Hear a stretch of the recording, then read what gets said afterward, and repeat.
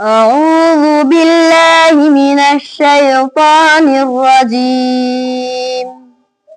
بسم الله الرحمن الرحيم.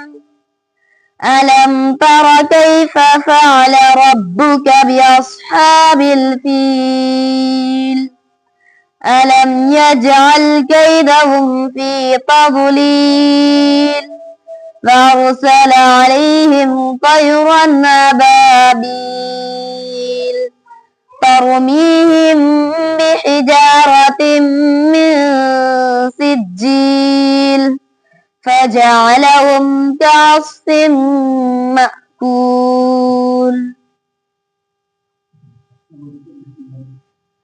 بسم الله الرحمن الرحيم. لإيلاف قريش إيلافهم رحلة الشتاء والصيف فليعبدوا رب هذا البيت الذي يطعمهم من جوع وآمنهم من خوف. بسم الله الرحمن الرحيم.